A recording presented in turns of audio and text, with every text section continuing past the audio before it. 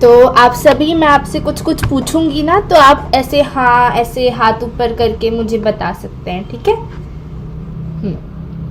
तो ओके, आपके साथ ऐसा होता है क्या? मेरे साथ तो ऐसा कई बार होता है कि ज्ञान बहुत सारा है, पता बहुत कुछ है कि अच्छा शत्रुओं से प्रेम करना है, ठीक है करना है, पर हो नहीं पाता। या गुस्सा नहीं करना है, पता है, या मतलब गुस्सा करना अलाउड है पर पाप नहीं करना है गुस्से में, तो पता है पर हो जाता है ना?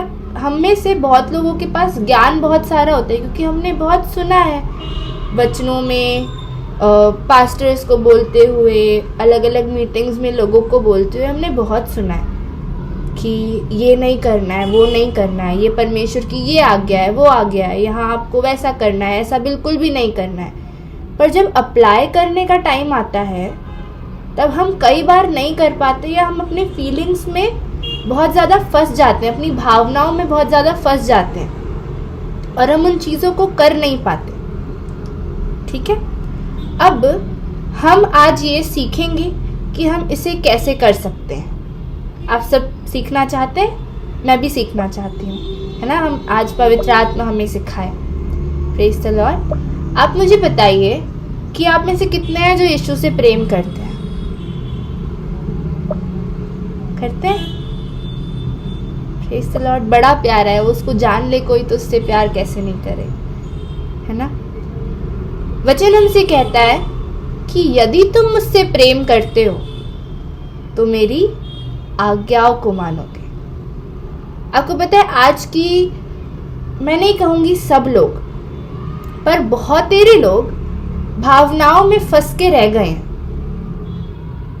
कि अगर हम कह रहे हैं ना कि हम यीशु से प्रेम करते हैं, तो हम वो प्रेम को क्या समझते हैं कि अगर हम दुआ करते करते हमारे बड़े आंसू निकल रहे हैं, अगर हमें बस फील हो रहा है कि ठीक है हम उससे प्यार कर रहे हैं, फील हो रहा है, हम महसूस कर रहे हैं बस, तो शायद बस वही प्यार है, बस वही प्रेम है। या अगर हम दुआओं में तो बैठ रहे हैं बहुत घंटों घंटों, तो बस वही प्रेम है। कई सारे लोग ये सोचते हैं। मैं फिर से कह रही हूँ, मैं सबकी बात नहीं कर रही, पर आज बहुत सारे ऐसे लोग हैं जो कि अपने भावनाओं में फंसे हुए हैं, जो कि बोलते तो हैं, मुंह से तो हम कह रहे हैं कि यीशु मैं तो तुझसे बहुत प्यार करती हूँ, मैं तुझसे बहुत प्रेम करता हूँ, पर क्या हमारे कामों के द्वारा वो दिख रहा है? क्या हमारे एक्शंस में वो है? आपको पता है जब आप किसी जवान को नोटिस करोगे ना, जो कि ऐसे प्रेम में है या किसी की नई नई शादी हुई है, तो वो बहुत कुछ बोलते हैं एक दूसरे के लिए कि मैं तुम्हारे लिए ये कर दूंगा, वो कर दूंगा, ऐसा कर सकता हूँ, वैसा कर सकता हूँ, पर क्या वो सच में करते हैं? उससे पता चलता है कि क्या वो प्रेम करते हैं, है ना? हम कह तो रहे हैं, पर आज हम खुद में झांके कि क्या हम यीशु से सचमुच प्रेम करते हैं? क्या हम उससे सचमुच प्रेम करते हैं जिसने हमारे लिए अपने लहू को बहाया, जिसने हमारे लिए अपनी जान को दिया? Praise the Lord. आपको पता है जब यीशु क्रूस पर चढ़ाए गए और उसके बाद वो 3 दिन के बाद जब वो जीवित हुए, जी उठे, उसके पहले पतरस ने उनका 3 बार इनकार किया। यीशु ने उसको बोला था कि तुम इनकार करोगे मेरा, और मुर्ग के बांग देने के जैसे तुम 3 बार इनकार करोगे, उसके बाद मुर्ग बांग देगा तो तुम समझ जाओगे। और उसने तब बोला कि मैं ऐसा नहीं करूंगा, पर ऐसा उसने किया। उससे बहुत बड़ा पाप हुआ, है ना? परमेश्वर का इनकार करना हम कई बार हम भी करते हैं अपने कामों के थ्रू। कहकर नहीं करते होंगे तो हम अपने कामों के द्वारा, अपने विचारों के द्वारा कई बार परमेश्वर का इनकार करते हैं। उसने तब परमेश्वर का, यीशु मसीह का इनकार किया। वचन कहता है कि अगर तुम मुझे नहीं जानोगे जगत के सामने, तो उस दिन मैं भी तुम्हें नहीं पहचानूंगा। उसने वो वाला पाप किया कि उसने यीशु मसीह का इनकार किया। और जब यीशु मसीह के, मैं पढ़ रही थी जब मैं इस वचन आप लोगों को मैं जानती नहीं हूँ, मैंने पहली बार आप लोगों के बीच में आई हूँ और मुझे नहीं पता कि आपको किस चीज़ की ज़रूरत है, आपको किस वचन की ज़रूरत है। मैं जब परमेश्वर के साथ बैठी थी, इसलिए मैं गौरी से भी बीच बीच में पूछ रही थी कि लिंक मिल जाएगा क्या, ये मिल जाएगा, ताकि मैं एक बार आके देखूं, पर मैं नहीं आ पाई। और जब मैं परमेश्वर के साथ बैठी, मेरे हृदय में एक बात आई, आज्ञा पालन, आज्ञा पालन। क्योंकि हम लोग कई बार इस चीज़ से बड़ा स्ट्रगल कर रहे होते हैं, बहुत ज़्यादा, है ना। तो जब यीशु फिर से जी उठा, तो जब वो झील के किनारे में, पूरा एकदम लंबा करके नहीं बताऊंगी मैं बहुत, क्योंकि मुझे लगता है हम सब ने बाइबल पढ़ी है, तो मैं थोड़ा थोड़ा करके आपको समझाऊंगी कि जब वो झील के किनारे चेलों का इंतज़ार कर रहा था, कि पतरस बहुत टूट चुका था, यीशु मसीह का इनकार तो उसने कर दिया था, पर उसके बाद वो टूट चुका था, जैसे आज हम टूट जाते हैं पाप करने के बाद। क्योंकि एक पवित्र आत्मा से भरा हुआ व्यक्ति, या जो सचमुच यीशु का प्रेम करता है ना, ऐसा नहीं बोल रही हूँ कि उससे कभी पाप ही नहीं होगा, उससे कभी गलती नहीं होगी, पर जो यीशु से सचमुच प्रेम करता है ना, वो गलती करने के बाद गलती का शौक होता है उसको।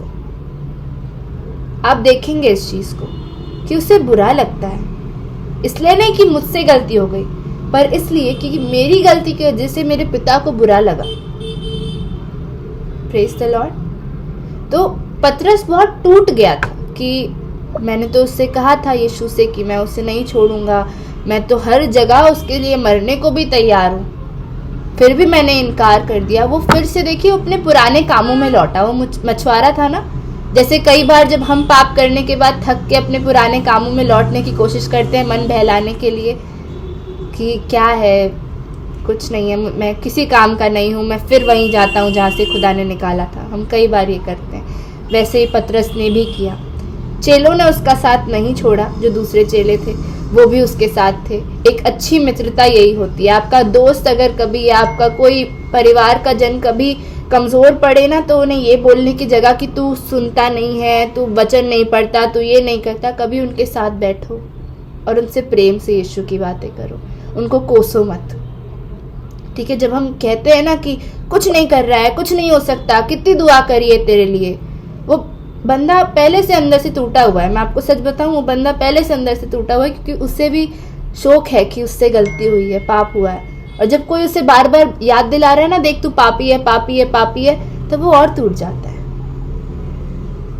इस समय ना, जब आपको दिखे कोई गिर रहा है ना, उसके साथ रहो, यीशु की थोड़ी थोड़ी बात उसको बताओ, जैसे कि वो पतरस के साथ थे चेले। लिखा है ना कि वो उसके साथ थे, नाव में मछली पकड़ने गए थे। तो जब वो वापस आए, और पतरस और यीशु की कन्वर्सेशन यूहन्ना के पुस्तक में लिखी हुई है, यूहन्ना ने ही लिखी है, और ये लिखा है कि यीशु ने पतरस से पूछा, 3 बार पतरस ने यीशु का इनकार किया था, सब जानते हैं, हम लोग जानते हैं, है ना। 3 बार पतरस ने यीशु का इनकार किया था। यीशु ने तीनों बार उससे पूछा कि क्या तू मुझसे प्रेम रखता है, क्या तू मुझसे प्रेम रखता है, क्या तू मुझसे प्रीति रखता है। उसने कहा, पतरस ने, हाँ प्रभु, तू जानता है कि मैं तुझसे प्रेम रखता हूँ, तू जानता है कि मैं तुझसे प्रीति रखता हूँ। और पता है, तीनों बार यीशु ने, जब पतरस ने ये कहा ना कि तू जानता है ना कि मैं तुझसे प्रीति रखता हूँ, यीशु ने क्या कहा, तो जाकर मेरे मेमनों को चरा, मेरी भेड़ों को बचा। आप में से कौन कौन इस बात को समझ पाया? पतरस ने जब कहा कि मैं प्रेम रखता हूं, तो यीशु ने उसे एक आज्ञा को दिया कि तो जा और ये कर। प्रेम सिर्फ कहने में नहीं है, प्रेम आज्ञा पालन में है। ये दुनिया, बॉलीवुड, आप लोगों को जो भी, हम लोग को जो प्रेम का एक दूसरा ही डेफिनेशन देती है कि अरे आप बस बोल दो, आप रो दो, आप खुद को नुकसान पहुंचा लो, आप सुसाइड कर लो, ये प्रेम है कि उसके वजह से मेरी जान ही चली गई। नहीं, यीशु मरा है ना आपके लिए, अब वो चाहता है आप जियो उसके लिए। Praise the Lord. वो चाहता है कि आप ऐसी जिंदगी को जियो जो उसके महिमा करे, है ना। जब पतरस ने यीशु से कहा कि हाँ, मैं तुझसे प्रीति रखता हूँ। तो यीशु ने उससे कहा कि तो जा और मेरे मेमनों को चरा, मेरी भेड़ों की रखवाली कर। आज यीशु हमसे कहता है कि यदि तू मुझसे प्रेम रखता है तो मेरी आज्ञाओं को मानेगा, है ना। अब हम में से परमेश्वर ना विश्वास योग्य सेवकों को ढूंढता है। मेरी खुदा से एक बार ना बड़ी बहस भी कह सकते हो बात हुई पवित्र आत्मा से। मैं करती रहती हूँ उससे, मुझे लगता है कि मेरा दोस्त है, मेरा मित्र है, मेरा पिता है, तो मैं क्यों ना उससे बात करूँ, है ना। तो मैं उससे ये कह रही थी, पिता तेरे वचन में लिखा है कि तुझे विश्वास योग्य सेवक चाहिए, तो मतलब मैं गिरूंगी अगर या मुझसे पाप हो गया तो मैं विश्वास योग्य नहीं हूँ, पर मुझे तो विश्वास योग्य ठहरना है, तो मैं कैसे विश्वास योग्य ठहर सकती हूँ? क्योंकि मतलब ऐसा है क्या खुदा की गिर गए तो विश्वास योग्य नहीं हो? परमेश्वर ये भी कहता है कि स्थिर मैं करूंगा और साथ साथ बोलता है विश्वास योग्य हो। क्या मतलब है इसका? 2-3 दिन तक मैंने कंटिन्यूअसली पवित्र आत्मा से ना लगातार पवित्र आत्मा से ये चीज पूछी है कि कौन होता है खुदा विश्वास योग्य सेवक। तो पवित्र आत्मा ने मेरे हृदय में डाला कि विश्वास योग्य सेवक वो होता है जो जानबूझ के गलती नहीं करता, जो कोशिश करता है आज्ञा पालन करने की, अगर गलती से गिर भी जाता है तो तुरंत उठता है, रियलाइज करता है कि हाँ मैं गलत हूं। पता है एक अविश्वास योग्य कौन होता है? जो कि गिरता है ना तो बोलता है मेरी वजह से नहीं हुआ, मैंने कुछ नहीं किया, वो तो हालात ऐसे थे तो हो गया। खुद को बचाने की कोशिश मत करिए, गलती हो गई है ना तो मान लो। परमेश्वर को दाऊद क्यों इतना पसंद था? परमेश्वर दाऊद के लिए लिखता है कि वो कहता है कि वो मेरे हृदय के अनुसार है। क्या दाऊद से कभी पाप नहीं हुआ? बिल्कुल हुआ, व्यभिचार हुआ उससे, पर दाऊद परमेश्वर के हृदय के अनुसार था। क्यों? क्योंकि वो जानता था कि उसके परमेश्वर को कैसा जन पसंद है। वो अपने हृदय को नम्र और परमेश्वर के सामने स्वीकार योग्य रखता था। उससे पाप होता था ना तो वो अपनी इमेज की फिक्र नहीं करता था कि लोगों को पता चल गया कि मैं राजा होके ये कर रहा हूं तो लोग क्या सोचेंगे। हम भी आजकल ना कई बार इस लूप में फंसे रहते हैं कि पाप हो गया अब लोग क्या सोचेंगे, गलती हो गई अब लोगों के सामने नहीं आना चाहिए। हमारा पहला थॉट ये होना ही नहीं चाहिए लोग क्या सोचेंगे। हमारा पहला थॉट ये होना ही नहीं चाहिए पास्टर क्या सोचेंगे। हमारा पहला थॉट ये होना चाहिए अरे मेरे यीशु को बुरा लगा है, तुरंत माफी मांगती हूँ, तो प्रेम करता है, अभी उठा लेगा। ठीक है, गिरना उठना मनुष्य का चलते रहता है। हमें कोई भी पाप जानबूझ के नहीं करना है और पूरी कोशिश लगा देनी है कि हम आज्ञा पालन को करें, हम उसकी आज्ञाओं पर चले, हम उसकी बातों को सुने, उसकी बातों को माने। आपको पता है आज्ञा पालन आसान नहीं है।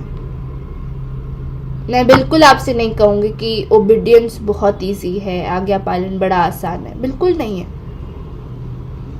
पर आपको पता है यीशु के बलिदान के द्वारा और पवित्र आत्मा उस पाक रूप के हमें मिलने के द्वारा हमारे लिए उसने आज्ञा पालन को आसान बनाया है। उसने हमारे लिए आज्ञा पालन को आसान किया है।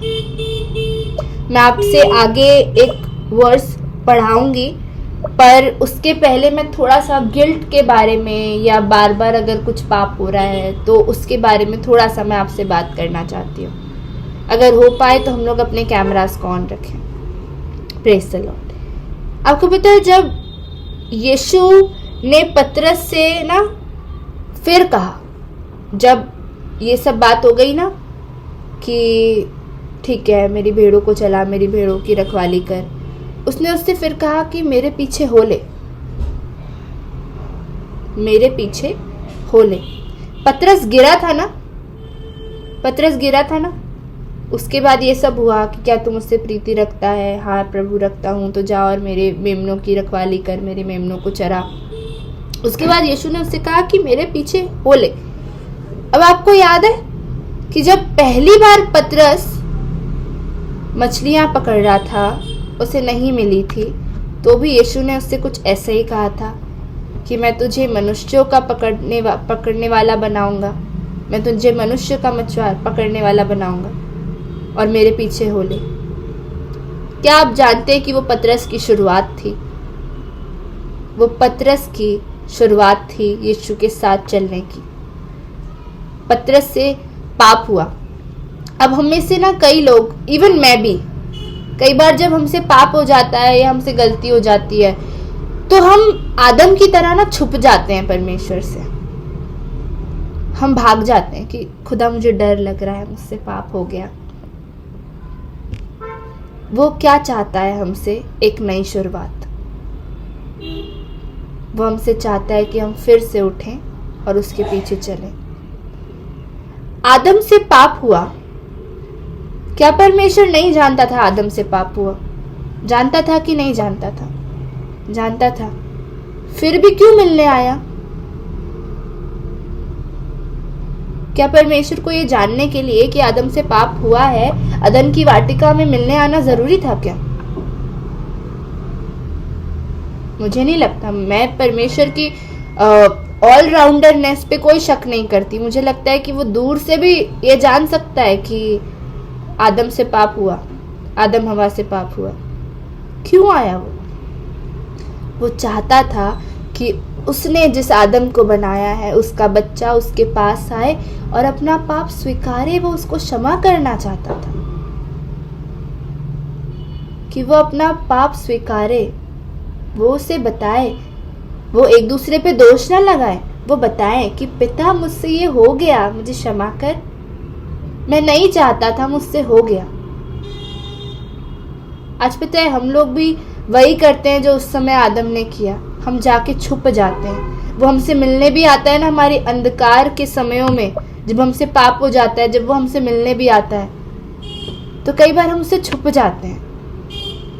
मैं भी ये करती हूँ और हमें इस चीज़ पे इम्प्रूवमेंट लाने की बड़ी ज़रूरत है। हमें जानने की ज़रूरत है कि जो इमेज दुनिया ने हमें दी है यीशु वैसा नहीं है। यीशु माफ़ करने वाला और दयालु परमेश्वर है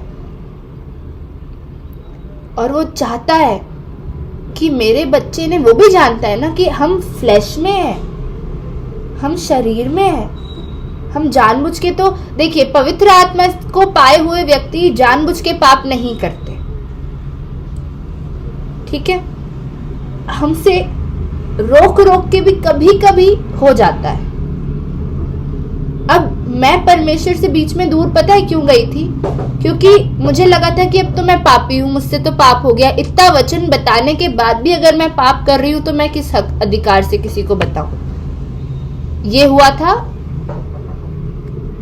4-5 साल पहले। और मैं 2 साल इस चीज की वजह से परमेश्वर से दूर थी।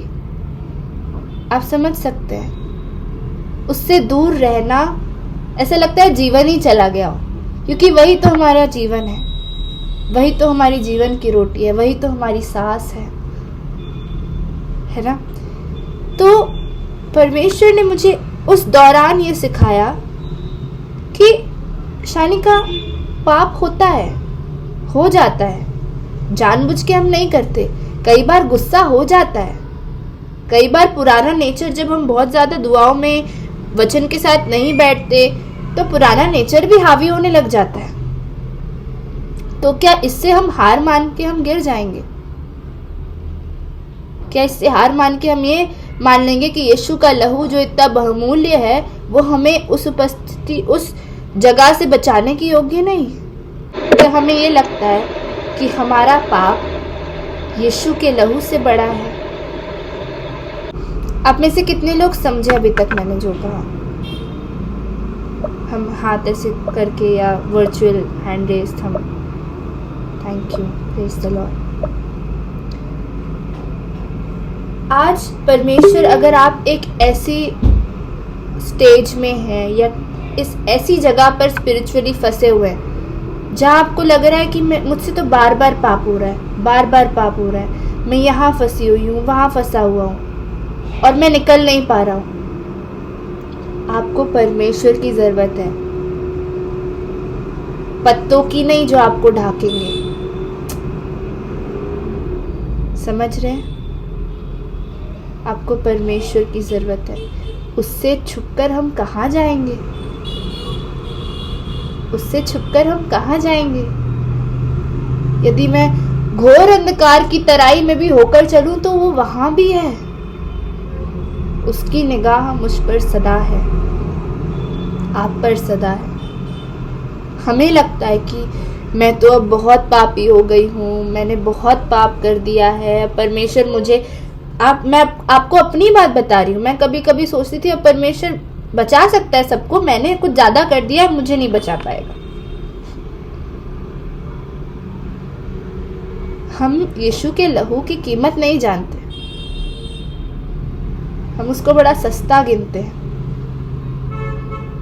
वो पाक लहू, मेमने का शुद्ध लहू आपके लिए, मेरे लिए बहाया गया है।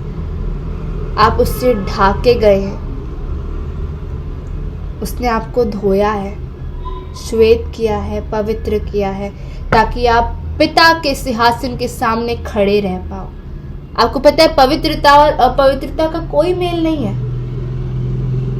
आप नहीं जा सकते यहोवा के सामने अगर आप यीशु में छुपे नहीं हो तो।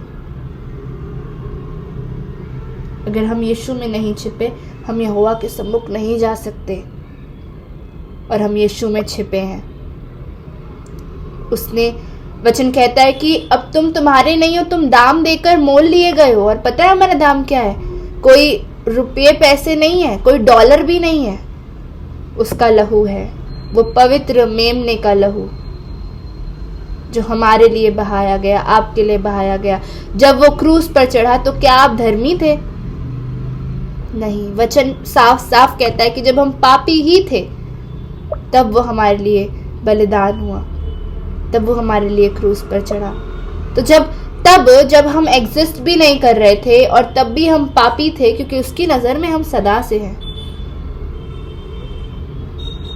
तब भी जब हम पापी थे तो वो तब हमारे लिए मरा। तो जब आज हम बदलने की कोशिश कर रहे हैं, आज हम बदलना चाहते हैं, तो वो क्यों हमें छोड़ के जाएगा? आपको लगता है कि परमेश्वर अपने वादों से पलट जाता है? बिल्कुल नहीं। वो मनुष्य का सा नहीं जो अपने वादों से पलट जाए।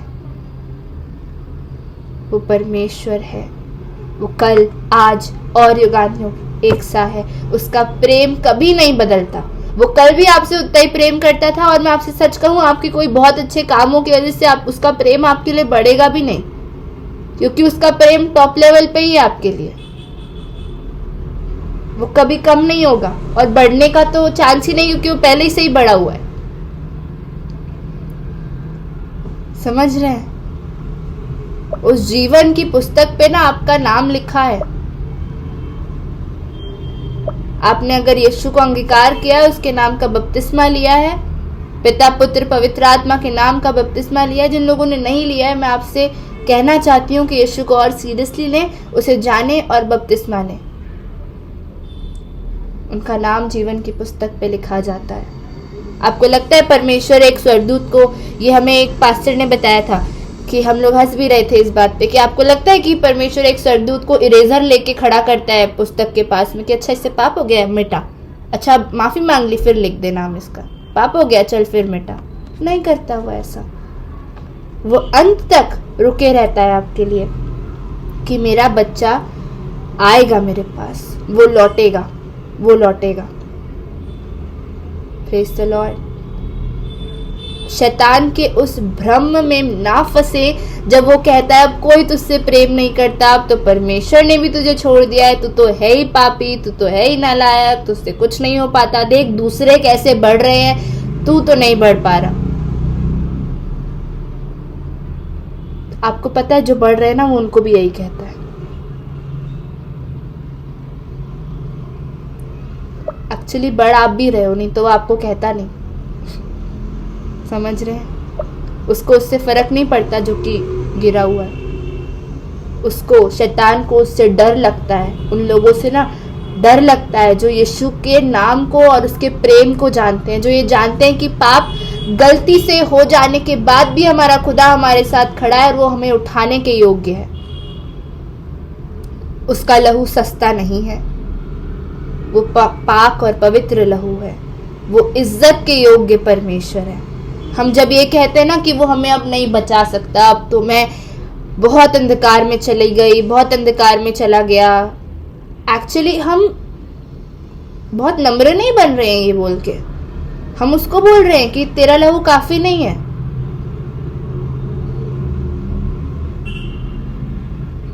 समझ रहे? यीशु का लहू, मैं फिर से कहूंगी, आपके हर एक पाप, गंदे से गंदे पाप को मिटाने के योग्य है।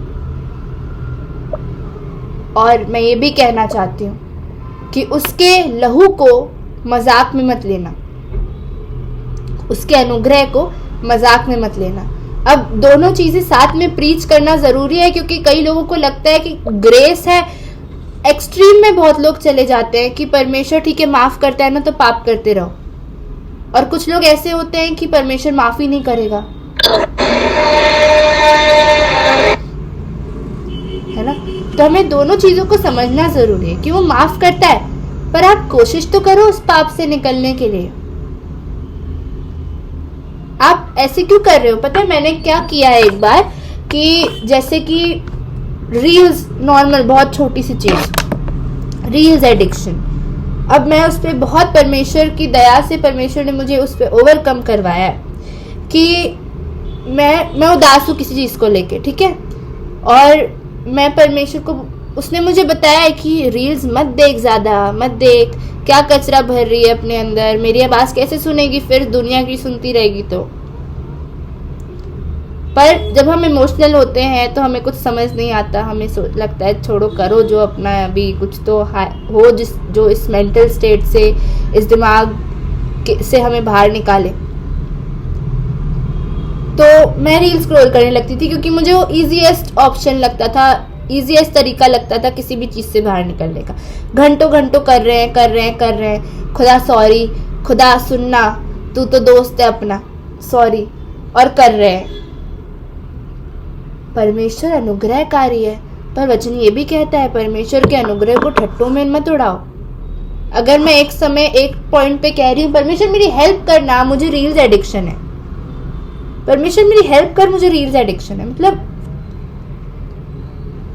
आपको पता है अनुग्रह यहाँ नहीं आता। अनुग्रह पता है कब आएगा? परमेश्वर, आप इधर देखिए, परमेश्वर मुझे हेल्प कर, मुझे रील्स एडिक्शन है, मुझे नहीं करना है, मैं इसे रख रही हूँ, अब मैं फिर से ना उठाऊं, मेरी सहायता कर। किसने समझा? अनुग्रह और एक्शन साथ साथ में होना चाहिए। अनुग्रह तब आता है जब परमेश्वर आपके हृदय को जानता है। कई बार आप किसी पाप से निकलना तो बोलते हो, दुआओं में हम बड़ा बोलते हैं कि मुझे इस पाप से निकलना है, पर क्या हमारे दिल से वो इच्छा है? हम कहते हैं, मैं आपको ओपनली बोलूं, हम कहते हैं हमें व्यभिचार से निकलना है, पर एक्चुअली हमें आनंद आ रहा होता है, हमें निकलना नहीं होता।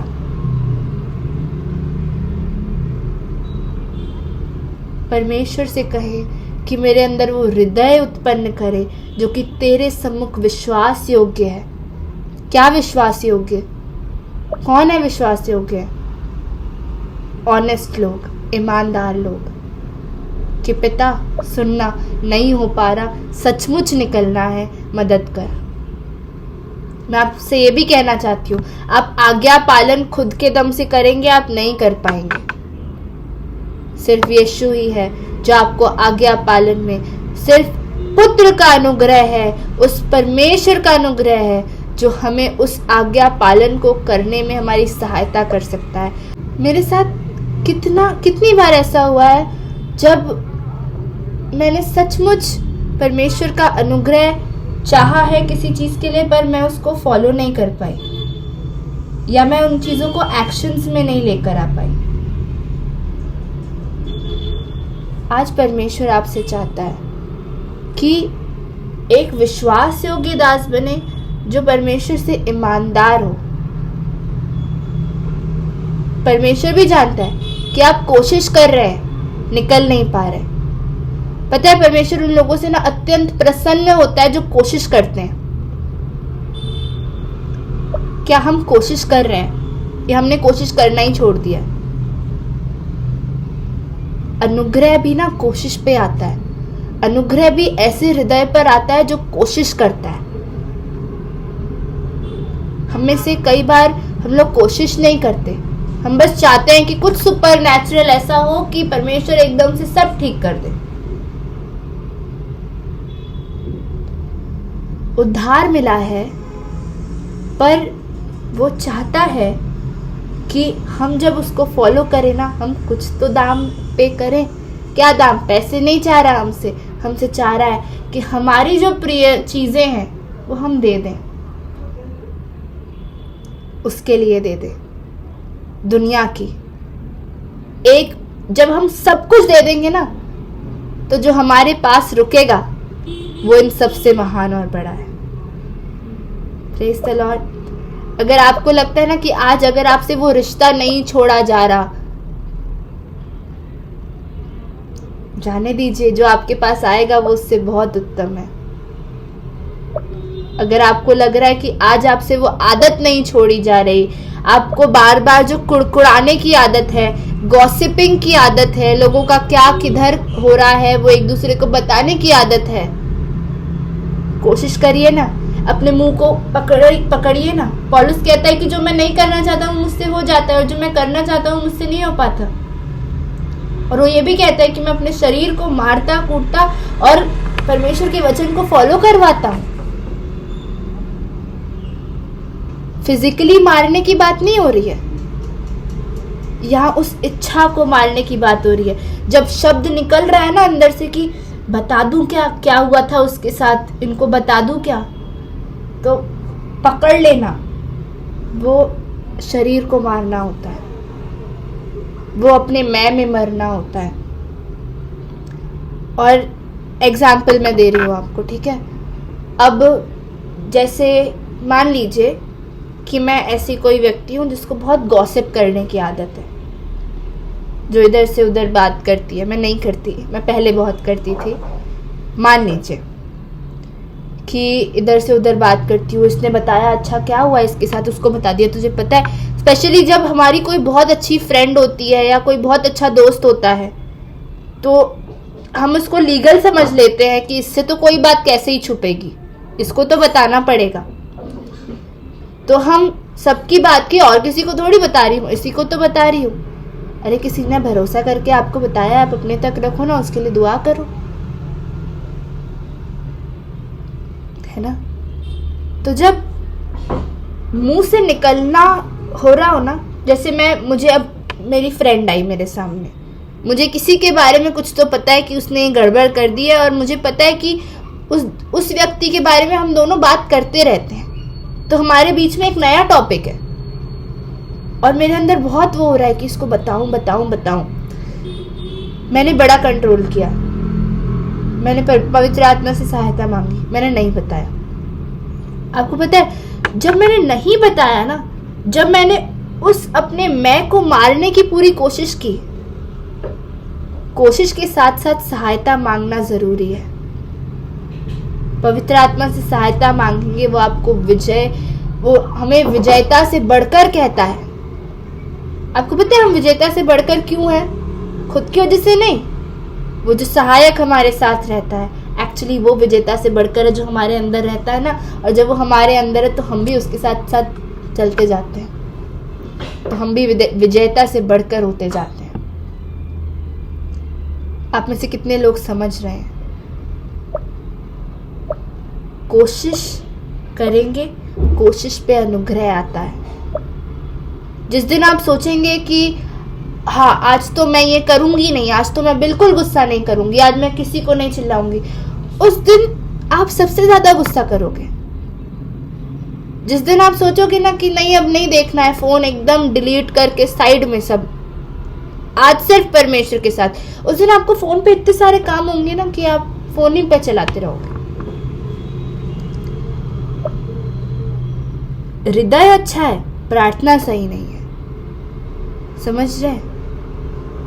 कोई चीज पे आपको जय पानी है ना, आप परमेश्वर से ये कहो, खुदा इच्छा तो है, तू सहायता नहीं करेगा तो नहीं निकल पाऊंगा, नहीं निकल पाऊंगी, तेरा अनुग्रह चाहिए ताकि मैं इस पाप से आज़ाद हो पाऊं। और वो आपको आज़ाद करेगा। जब आपका हृदय देखता है वो कि आपका हृदय में इच्छा है निकलने की, तो आपको आज़ादी देता है। समझ रहे हैं आप लोग? आज्ञा पालन लोहे के समान है। हम एक चीज पढ़ते हैं,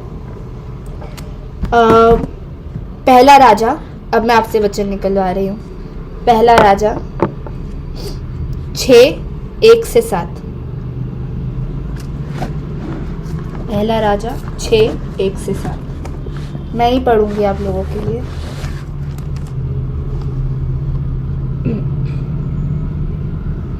नहीं, एक सेकंड, दूसरा राजा 6:1-7। Second king 6 chapter 6 1-7।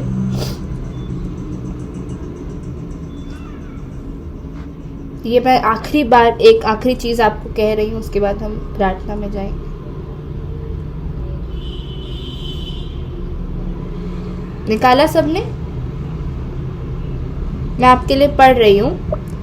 यहाँ लिखा है, भविष्यद्वक्ताओं के चेलों में से किसी ने एलीशा से कहा, यह स्थान जिसमें हम तेरे सामने रहते हैं वह हमारे लिए बहुत छोटा है, इसलिए हम यरदन तक जाएं और वहां से एक बल्ली लेकर यहाँ अपने रहने के लिए एक स्थान बना लें। उसने कहा, अच्छा जाओ। ये एलीशा है, ठीक है, एलीशा है जो कह रहा है अच्छा जाओ। तब किसी ने कहा, कृपया अपने दासों के संग चल। उसने कहा, चलता हूँ। अतः वह उनके संग गया और वे यरदन के किनारे पहुंचकर लकड़ी काटने लगे। परंतु जब एक जन बल्ली काट रहा था तो कुल्हाड़ी बेट से निकलकर जल में गिर गई। इसलिए वह चिल्लाकर कहने लगा, हाय मेरे प्रभु, वह तो मांगी हुई थी। परमेश्वर के भक्त ने पूछा, वह कहाँ गिरी? जब उसने स्थान दिखाया तब उसने एक लकड़ी काटकर वहां डाल दी और वह लोहा पानी पर तैरने लगा। उसने कहा, उसे उठा ले। तब उसने हाथ बढ़ाकर उसे ले लिया। Praise the Lord. जब मैंने ये पढ़ा ना तो मुझे नहीं समझ आया कि क्या है ये चमत्कार के पीछे, क्या है और क्या बताना चाह रहा है इसमें, क्योंकि मैंने परमेश्वर से तब ठान ली थी उस दिन, जिस दिन मैं ये पढ़ रही थी ना, कि तू मुझे नहीं बताएगा ना, जब तक मुझे नहीं कुछ सिखाएगा तो मैं नहीं उठूंगी। मुझे बता। हमें इस चीज में जिद्दी होना सीखना चाहिए ना, परमेश्वर सुनते हैं, ठीक है। तो जब मैंने इतना पढ़ा ना, फिर मैं रुक गई कि प्रभु अब तू मुझे बता कि ये क्यों लिखा है, क्योंकि मुझे पता है कि चमत्कार बहुत सारे हुए हैं। अगर ये लिखा है तो इसके पीछे कुछ कारण है। क्या मतलब है इसका, ये क्या बताना चाह रहा है ये चमत्कार? तो परमेश्वर ने मुझे फिर से एक चीज नोटिस करवाई कि आप समझे यहाँ पे क्या हो रहा है। एलीशा और उसके चेले जो उसको फॉलो उसके साथ थे, तब वो लोग कहीं गए हैं, यरदन नदी, ऐसा है ना, यरदन के पास गए हैं और वहां पे पेड़, मैं आपको इजी लैंग्वेज में बताऊं तो पेड़ काटते किसी की कुल्हाड़ी गिर गई, लोहे की कुल्हाड़ी गिर गई पानी के अंदर, और वो लोहे की कुल्हाड़ी थी। तो तब वो चिंता कर लिया जिसकी गिरी कि अब ये तो मांगी हुई थी, ये बोरोड है, किसी की लेकर आया था वो, तो अब ये क्या करूं, कैसे उसको लौटाऊं, मेरे को दिख भी नहीं रही है। तो उसने एलीशा से कहा कि ऐसा ऐसा हुआ है। तो एलीशा ने उसमें लकड़ी डाली वही पानी में, और वो जो लोहे की वो थी ना कुल्हाड़ी, वो ऊपर आ गई। और उसने बोला एलीशा ने कि चल अब उठा ले, तैर रही है अब तो वो। तो उसने उसको उठा लिया, कुल्हाड़ी को। आपको पता है इससे परमेश्वर ने मुझे क्या सिखाया कि आज्ञा पालन ना लोहे के समान है, डूबता है, भारी है। लोहा भारी होता है, भारी है, ये थोड़ा डीप है, इसको समझने की कोशिश करना। शायद सब ना समझ पाए, मेरी दुआ है कि सब समझे।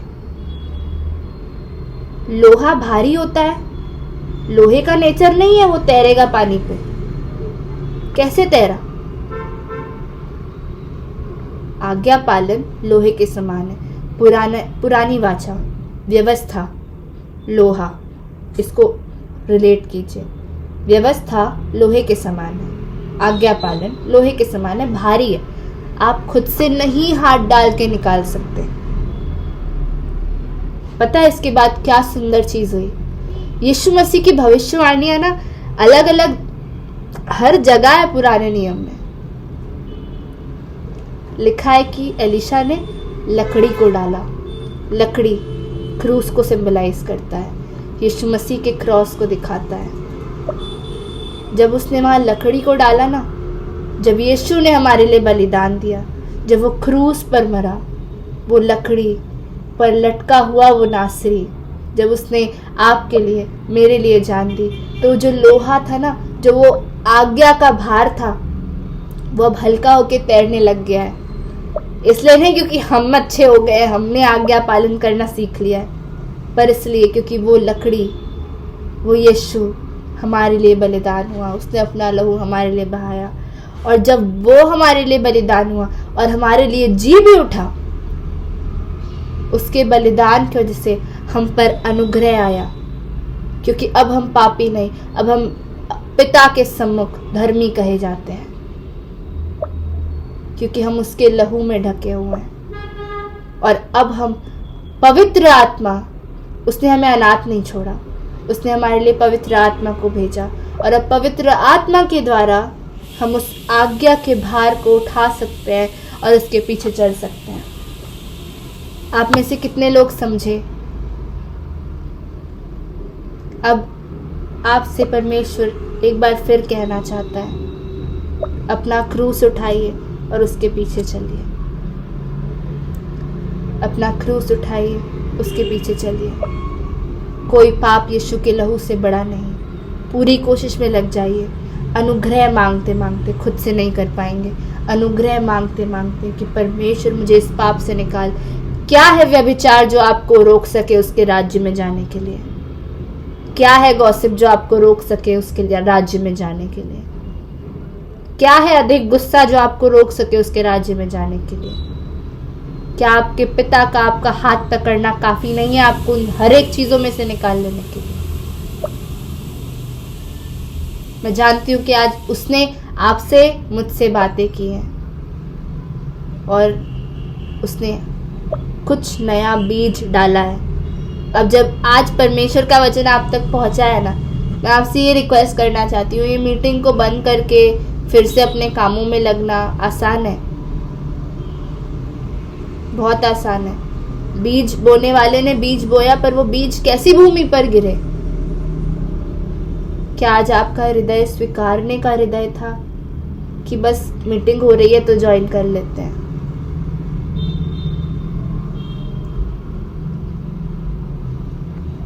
आप इस वचन को जब आज आपने सुना है, ये मेरा नहीं है। आपको पता है मैं डर रही थी आने से पहले कि खुदा मैं कभी इन लोगों को जानती नहीं हूँ, मैंने पहले कभी मिली नहीं, तो मुझे नहीं पता कि उन्हें किस चीज़ की ज़रूरत है।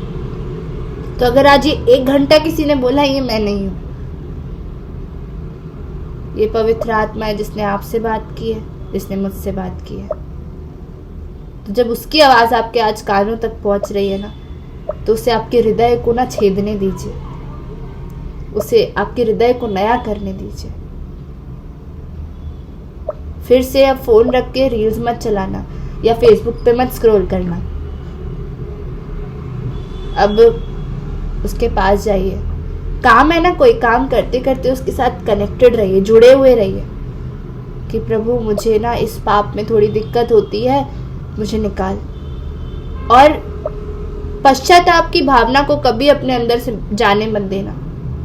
जो पश्चाताप करना भूल गया वो परमेश्वर के अनुग्रह को सच में मजाक में लेने लग गया है।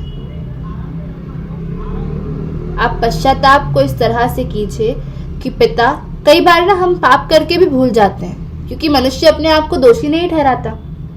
तो हम कई बार नहीं जानते कि हमसे हुआ क्या है।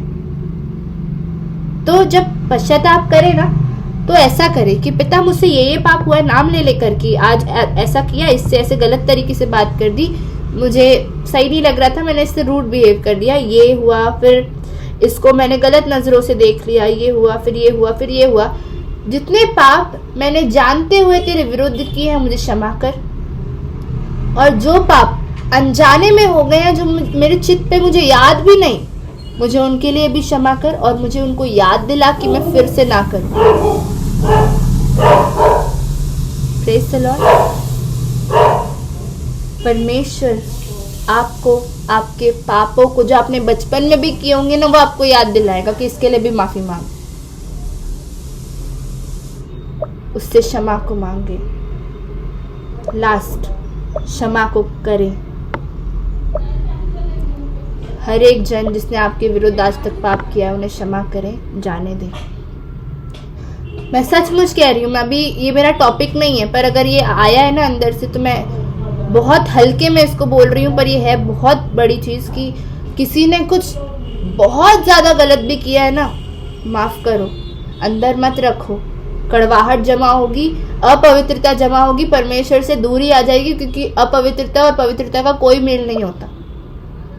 उनको जाने दो ना, वो आपकी वजह से आप वो परेशान भी नहीं है, आप ही परेशान हो रहे हो सोच सोच के कि वो उन्होंने ऐसा कर दिया था, मैं माफ़ नहीं करूँगी, माफ़ नहीं करूँगा। ठीक है, जाने दीजिए, माफ़ करिए, खुद को भी माफ़ करिए। खुद को माफ़ करना बड़ा ज़रूरी है। ये बोलना बंद कर दो, मैं पापी हूँ, मैं पापी हूँ, मैं पापी हूँ, मैं पापी हूँ। बोलो मैं यीशु के लहू के द्वारा धर्मी ठहराया गया हूँ और वो मैं उसका विश्वास योग्य सेवक हूँ। जो आप अपने मुंह से बोलोगे ना, वो फल बनेगा, वो काम में आएगा। आप बोलोगे मैं पापी हूँ, मैं निकल ही नहीं पा रहा सिस्टर, मैं निकल ही नहीं पा रही, मुझसे यही होता रहता है, मैं इसी में फंसी हुई हूँ, आप उसी में फंसे रह जाओगे, क्योंकि आप बोल रहे हो। वो पता है, अपने शब्दों को कैसे चेंज करो कि मैं निकलना चाहती हूँ, मैं निकलूंगी, यीशु मुझे निकालेगा, पवित्र आत्मा मेरी सहायता करेंगे। Praise the Lord. परमेश्वर आप सभी के साथ है। मैं एक प्रेयर करूं। हम सभी उसके सिंहासन के सम्मुख जाएंगे। ये बहुत पवित्र स्थान होता है। हम भले घर पे बैठे हैं, पर हम उसके सिंहासन के सम्मुख हैं। खुदावंद, हम आपके पास आते हैं राजा। आज हमने सीखा कि हमारे लिए कितना ज़रूरी है कि हम बस मुंह से ना कहें कि हम तुझसे प्रेम करते हैं, पर हम तेरी आज्ञाओं पर चले पिता। खुदावन, अपनी हर एक बातों को, हर एक चीज़ों को, हर एक आदतों को तुझे सौंपते हैं पिता। हम मांग लेते हैं कि वो पाप जिन्होंने हमारे अंदर जड़ करके रखी है, वो आज तेरे नाम से उनकी जड़ टूटने और निकलने वाली हो सके। खुदावन, तेरा अनुग्रह हम पर उंडेला जाए, तेरा अभिषेक हम पर उंडेला जाए, पाक रूह की परिपूर्णता हम पर उंडेली जाए। हे पवित्र आत्मा, हम आपका आदर करते हैं और सारी महिमा आपको देते हैं, क्योंकि बोलने वाले आप हैं। हर बातों के लिए धन्यवाद देते हैं पिता। हर एक के बंधनों को तोड़ें, हर एक को अंधकार में से निकालें और उजियाले में लेकर जाएं प्रभु। हर बातों के लिए धन्यवाद देते हैं पिता, पुत्र, पवित्र आत्मा के नाम से सुन और रहम कर। आमीन, आमीन, आमीन। Praise the Lord.